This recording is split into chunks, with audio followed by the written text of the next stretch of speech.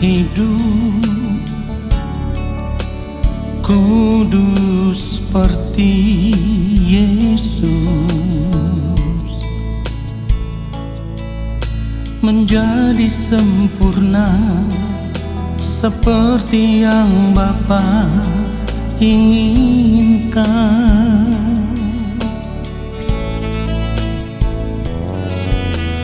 Ku mau selalu berkenan padamu, hidup mengenakan pikiran dan perasaan Kristus,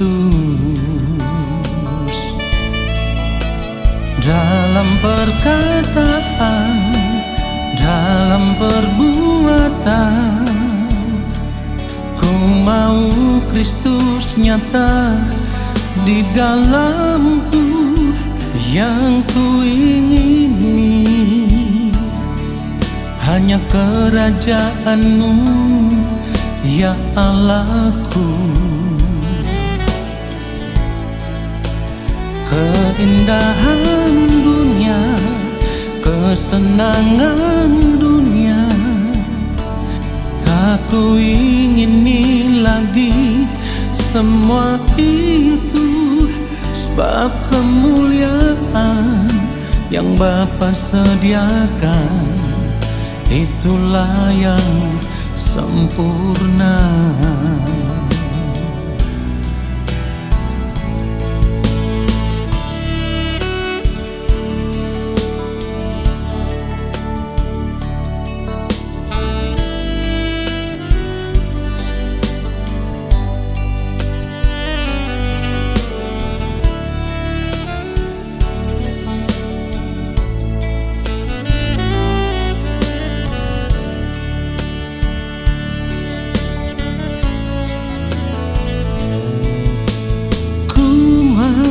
Selalu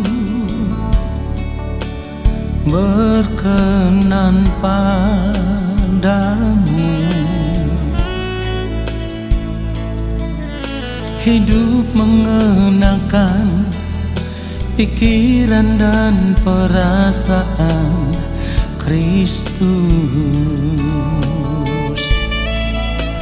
dalam perkataan, dalam perbuatan. Ku mau Kristus nyata di dalamku, yang ku ingini hanya kerajaan-Mu, ya Allahku. Keindahan dunia, kesenangan dunia, tak ku ingini lagi semua itu, sebab kemuliaan yang Bapa sediakan, itulah yang sempurna.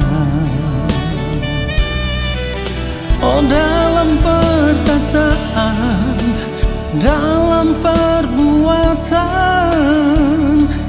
ku mau Kristus nyata di dalamku, yang ku ingini hanya kerajaan-Mu, ya Allahku. Keindahan dunia, kesenangan dunia, tak ku ingini lagi semua itu, sebab kemuliaan yang Bapa sediakan, itulah yang sempurna. Itulah yang sempurna.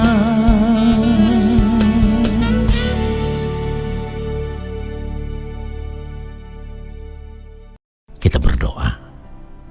Bapa yang Maha Kudus, kami mau ada di hadapan Bapa dan menanti-nantikan Bapa berbicara bagi kami. Ya Bapa, kami rindu ada di hadapan-Mu di dalam keadaan kudus dan berkenan. Oleh sebab itu kami mohon pengampunan Bapa atas setiap ketidaktepatan hidup kami. Urapilah hamba-Mu ya Tuhan. Taruhlah setiap perkataan di dalam mulut hamba, apapun yang Bapa kehendaki yang harus hamba sampaikan, biarlah hamba menyampaikannya sesuai kehendak Bapa di sorga.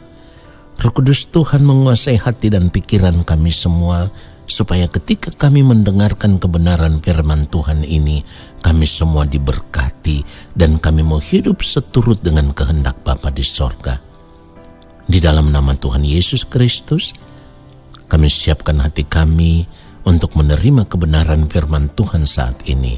Haleluya. Amin.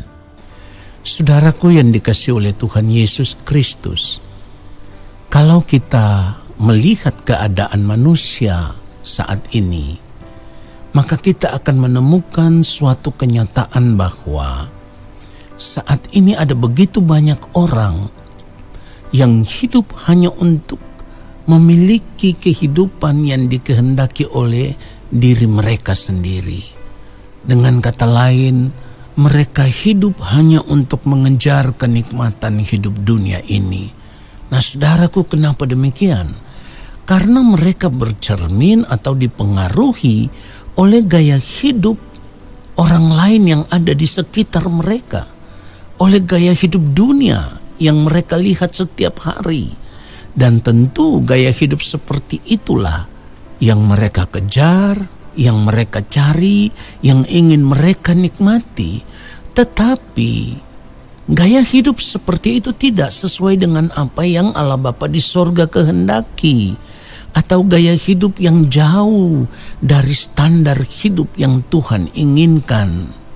Nah, saudaraku, 1 Korintus 15 ayat 32 firman Tuhan katakan begini, kalau hanya berdasarkan pertimbangan-pertimbangan manusia saja, aku telah berjuang melawan binatang buas di Efesus. Apakah gunanya hal itu bagiku? Jika orang mati tidak dibangkitkan, maka marilah kita makan dan minum, sebab besok kita mati. Nah, saudaraku, ini pernyataan yang disampaikan oleh Rasul Paulus. Di sini Rasul Paulus sadar benar bahwa di balik kematian nanti ada kebangkitan orang mati. Artinya, masih ada kehidupan di kekekalan. Dan itulah kehidupan yang sesungguhnya, yaitu sebuah kehidupan kekal atau kehidupan yang tak berujung. Saudaraku, persoalannya sekarang adalah karena pengaruh dunia ini, maka tidak banyak orang yang mau memikirkan akan hal ini dengan serius. Iya, tidak banyak orang yang mau memikirkan akan hal ini dengan serius. Tetapi sebagai orang percaya, seharusnya kita memikirkan akan hal ini dengan serius. Karena kita sudah mengerti akan kebenaran firman Tuhan, bahwa kita semua harus menghadap takhta pengadilan Kristus suatu hari nanti ketika kita berada di balik kematian. Saudara yang dikasihi oleh Tuhan Yesus Kristus, Yohanes pasal yang ke-6 ayat 26 dan ayat 27 kalau kita baca, firman Tuhan katakan begini, Yesus menjawab mereka, Aku berkata kepadamu, sesungguhnya kamu mencari aku, bukan karena kamu telah melihat tanda-tanda, melainkan karena kamu telah makan roti itu dan kamu kenyang.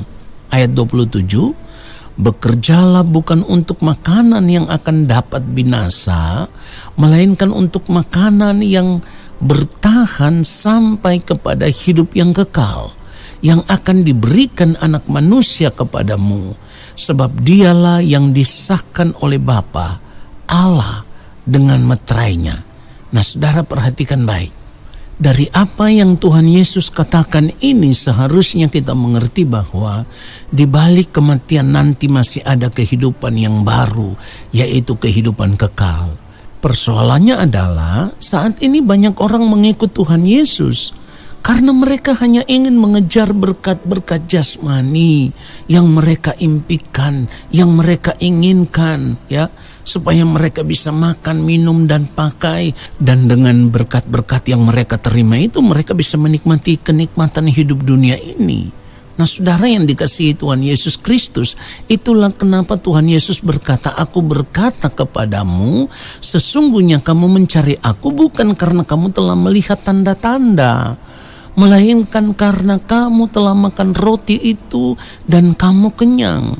Kalau kemudian Tuhan Yesus berkata, "Bekerjalah bukan untuk makanan yang akan dapat binasa, melainkan untuk makanan yang bertahan sampai kepada hidup yang kekal," ini artinya kita harus berpikir bahwa kesempatan hidup kita saat ini jangan hanya digunakan untuk mencari dan memuaskan diri kita dengan kesenangan hidup dunia ini.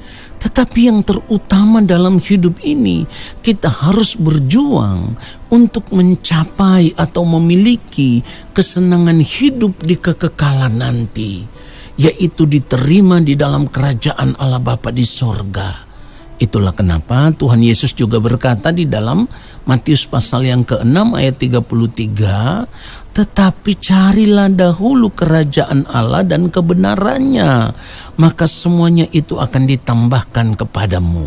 Saudara yang dikasihi oleh Tuhan Yesus Kristus, jadi kesempatan hidup saat ini kita harus gunakan untuk mencari Tuhan saja, untuk menemukan Tuhan saja, dan hidup hanya untuk melakukan semua kehendak Allah Bapa di sorga.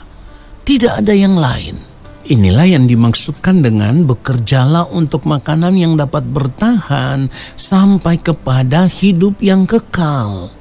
Saudara bisa mengerti itu? Artinya kita harus berjuang untuk memperoleh hidup yang kekal itu. Ya, kita berjuang untuk merebut hidup yang kekal itu sampai nanti kita berjumpa dengan Tuhan Yesus di dalam kerajaannya. Itulah kenapa firman Tuhan katakan di dalam 1 Timotius pasal yang ke-6 ayat 12, "Bertandinglah dalam pertandingan iman yang benar dan rebutlah hidup yang kekal. Untuk itulah engkau telah dipanggil dan telah engkau ikrarkan ikrar yang benar di depan banyak saksi." Jadi saudaraku, kita harus berjuang untuk merebut hidup yang kekal itu sampai kita bisa benar-benar mencapainya. Nah saudaraku, mungkin saudara akan bertanya begini, lalu bagaimana dengan makan, minum, dan pakai yang kita butuhkan setiap hari? Ingat firman Tuhan katakan 1 Timotius 6 ayat 8, "Asal ada makanan dan pakaian, cukuplah."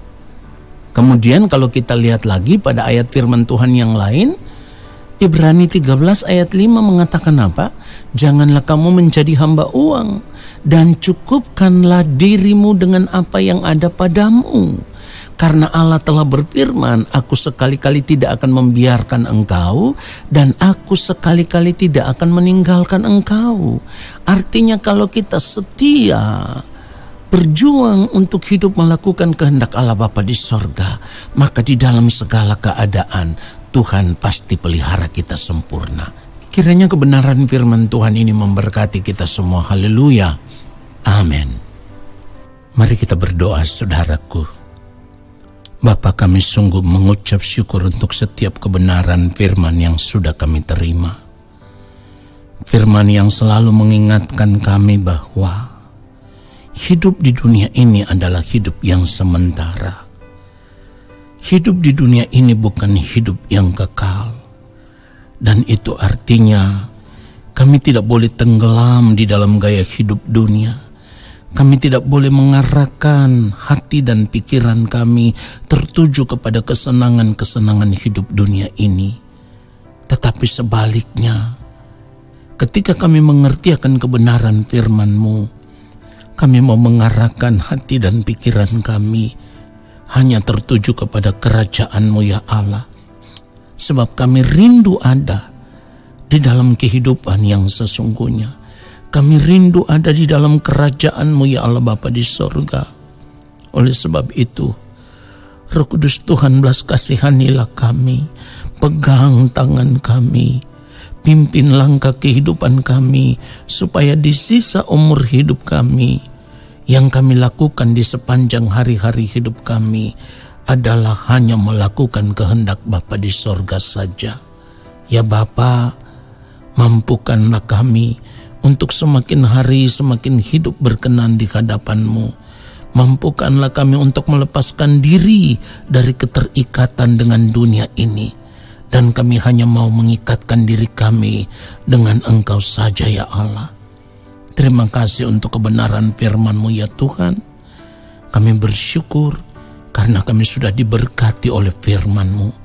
Di dalam nama Tuhan Yesus Kristus, biarlah sepanjang hari-hari hidup kami mau terus berjuang untuk hidup sama seperti Kristus telah hidup, supaya kehidupan kami ditemukan berkenan di hadapan Bapa di sorga, supaya pada akhirnya kami boleh diterima di dalam kerajaan Bapa.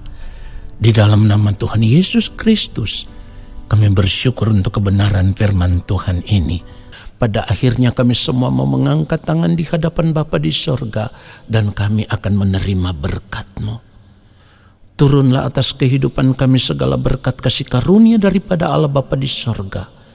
Rahmat cinta kasih yang berlimpah-limpah dari Gembala Agung yang mulia Tuhan Yesus Kristus, di dalam persekutuan yang manis dengan Roh Allah yang kudus, menyertai langkah hidup kami dan memberkati kami sekarang dan sampai selama-lamanya. Amin. Bapak Ibu Saudaraku, selamat beraktivitas di sepanjang hari ini. Tuhan Yesus memberkati Bapak Ibu Saudara sekalian. Shalom.